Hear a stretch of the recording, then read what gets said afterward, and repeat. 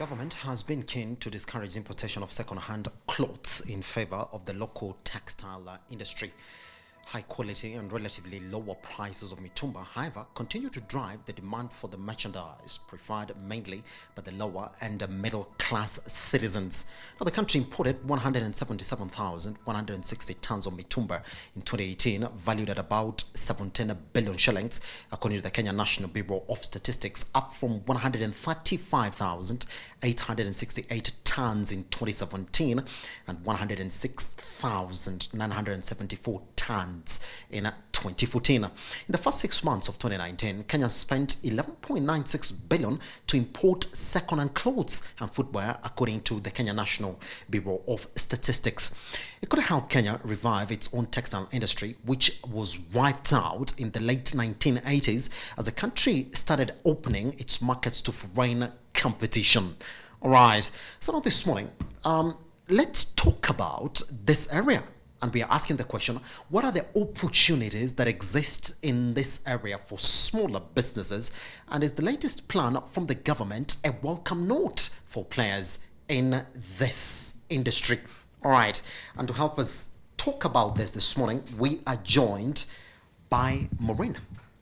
And I'm just going to do that right now because I want you to officially introduce your design house. Hi. Hi, how are you doing? Very well. Thank you for having me. Anytime.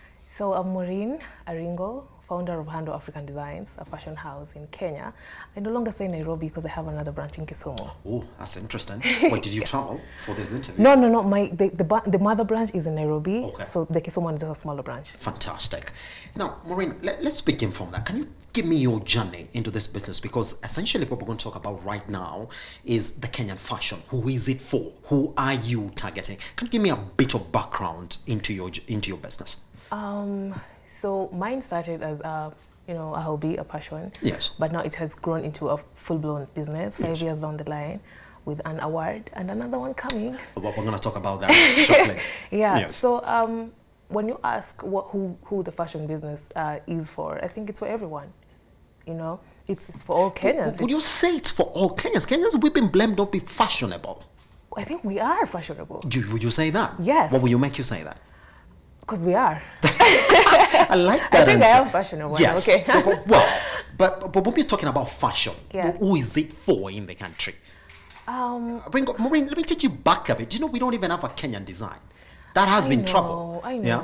You see how you'd identify Nigerian? I know. Immediately. I know. Yeah? You'd identify South African immediately. But how would you identify? Can you define for me a Kenyan who's fashionable?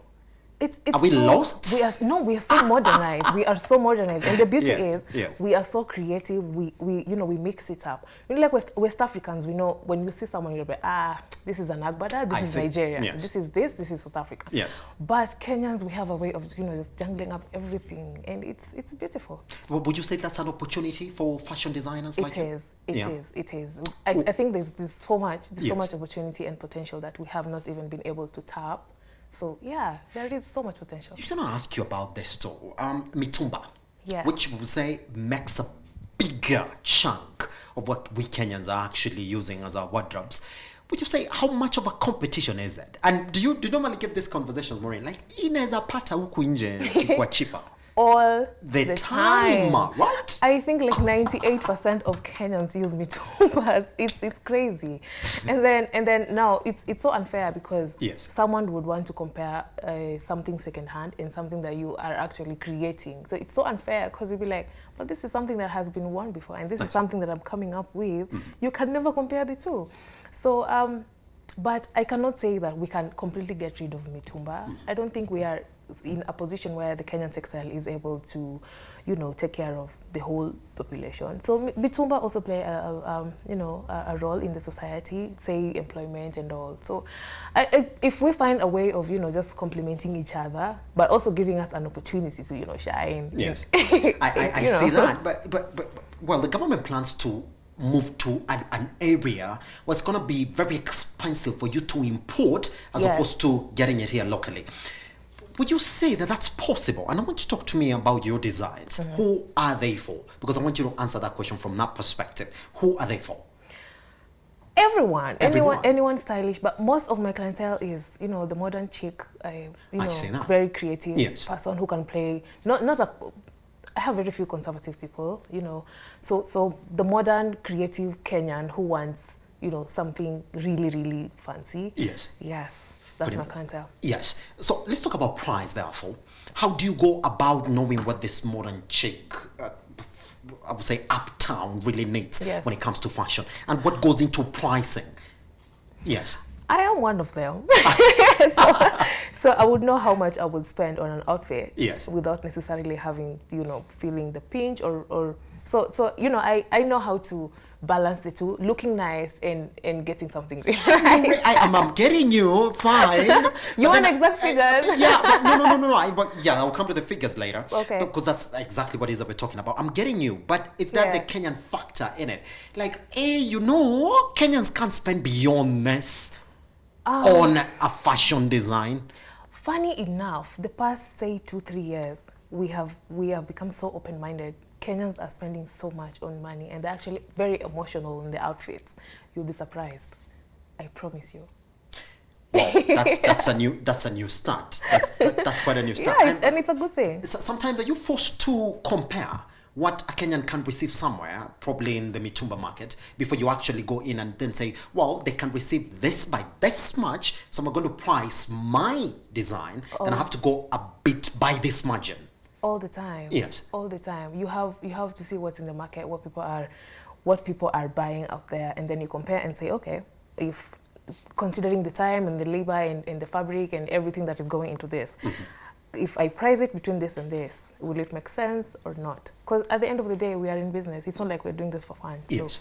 So yeah, we compare all the time. You have to compare all the time. All the time, pretty much. Because then someone will come to you and tell you, I want this outfit. I'm like, okay, I can make it up for you. Then they're like, what's the price? Then you tell them the price. They're like, you know, if I get this from Tumba, it will be like half the price. Then I'm like, Tumba is a second hand, you know, or whatever. I have to create this from scratch. So you have to respect my time, my creativity, you know, everything. Pretty much. But there's something that you mentioned that's really pertinent in this conversation, is that we have to coexist with the Mitumba industry. But I will tell you what, when it comes to sourcing your material, do you prefer to import or do you prefer to get it locally from the local textile industry? I'll be very honest with you. Yes. We have good fabric in Kenya. Yes. But we have better fabric outside. Define that. Please don't shoot me. I won't shoot you because, I mean, if it's true that that's exactly what exists, then let's say it. You say that we have good fabric in Kenya, fine, and we have better. For example, if I want to use kente, kente is the Ghanaian traditional fabric. Yes. We have kente in Kenya, but you can never compare it with kente from Ghana. Why? Why though? Because the government really wants you to compare. Because they don't want you to import anymore. It's originally from Ghana. You cannot beat that. Yes. Yes. So, you know. What is lacking in our local fabric, would you say? I like the way you're laughing. That's a very political question. No, it's not political, by the way. It's not political because our challenges are pretty much known. Yes. Like I said, there's good fabric. You know, I think like everyone else, like even in Nigeria, they have good fabric, and then they have, you know, not so very good fabric. I think every country has its own challenges. Yes. And is it possible that your customers would identify what a local fabric is and what an imported fabric is? Some do. Does that worry you? Because if you really want to shift locally, then you'd rather get it here. Well, talk about the price though. Which one is cheaper? Is it to import or to get it locally? Locally, of course, it's cheaper. You know, because that's a conversation point, though. Yes. Because you know, locally is cheaper. Let me tell you the truth.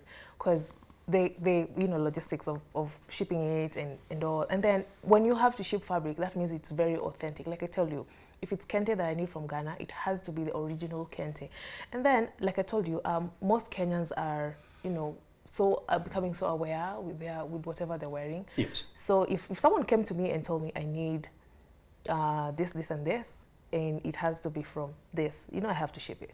because that is someone who knows exactly what they want, and I know exactly what I'm going to charge. Isn't it? Is that a characteristic of fashion, that people really know what they want to get it from? Yes, especially well-traveled people. Yes. They know exactly. Once you've traveled and tasted different cultures and different fabrics. Yes. Yes, you will know exactly what you want. Exactly what it is you want, and you really want to see it yes. at the end, as the end product. And I can't use imitation. If that is what you want, you will get it. So, All right, let's deviate a little to, I would like to call your business a smaller business, because it's now that you're getting into the second branch. Yes. All right, I'm going to talk exactly what it is that you've achieved so far.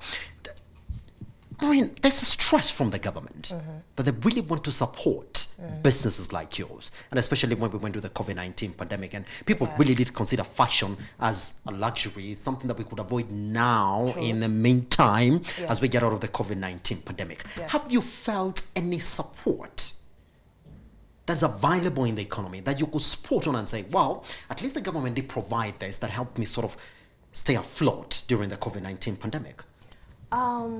Before I even get to the support, yes, I want to say this.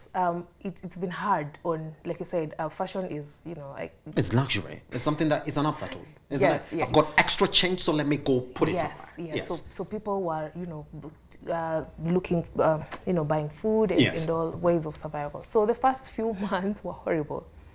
There were, as in, no one was making outfits, so we had to, change our tact, and I started doing masks and selling bedding, anything that people would buy. So I wasn't strictly doing clothes, so diversity. Secondly, about the government, yes, there are funds.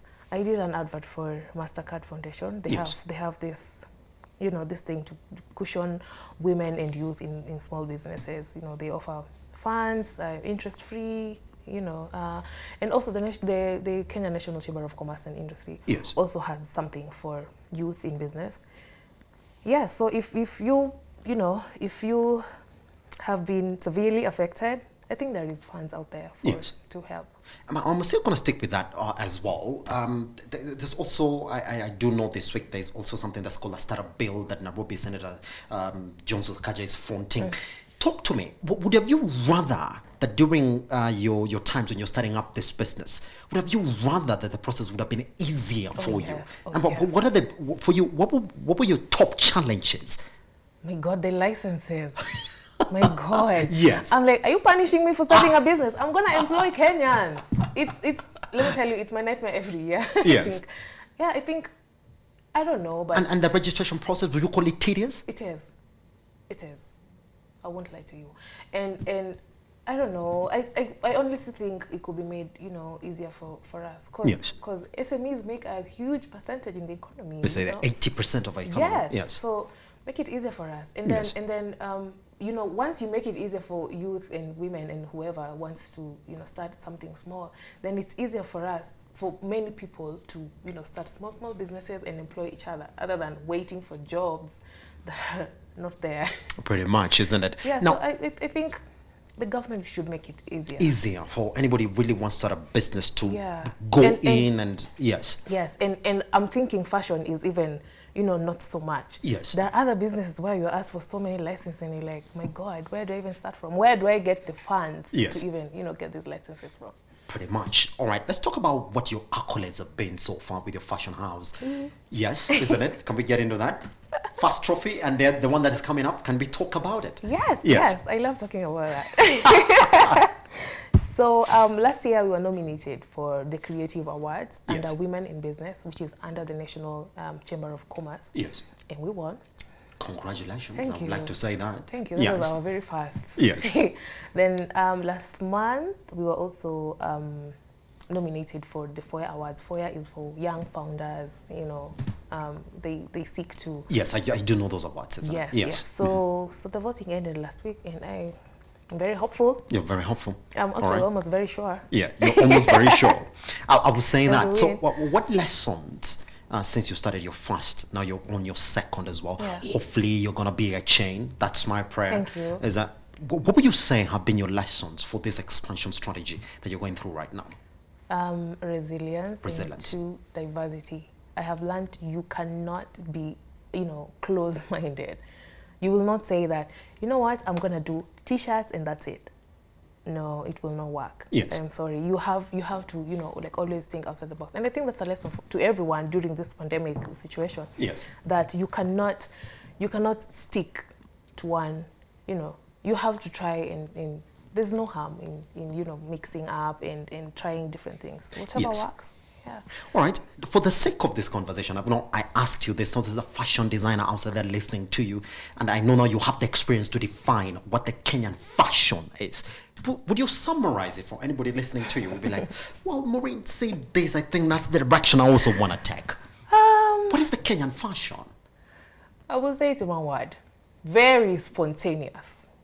Kenyans love this today, and tomorrow they don't want to see it. I'm telling you, it's an exercise. Yes. You have to be on toes. Like, okay, so what's up now? We are. I think we are so modernized, which is. It's a good thing. You say it for your industry, isn't it? Yeah. Fantastic. Just to be clear, if I want to order something from you, what can I do? You can call me. We are on social media, both on Instagram and Facebook. Handle African Designs, African with a K. Fantastic. Yes. Now you do know. Well, there is no definition for fashion, according to Maureen. It's Kenyan fashion. It's all over. And she says that's a very good opportunity for anybody who wants to get there. And she says it's not possible that, our local industry, textile industry, can support us. Is that we have to look for a way to coexist now as we sort of talk about how we can eliminate that from the economy. Interesting conversations here. 2146. We want to talk to her at Metropole TVKE across all your social media platforms. My name is Simba Elijah Charles. Good morning.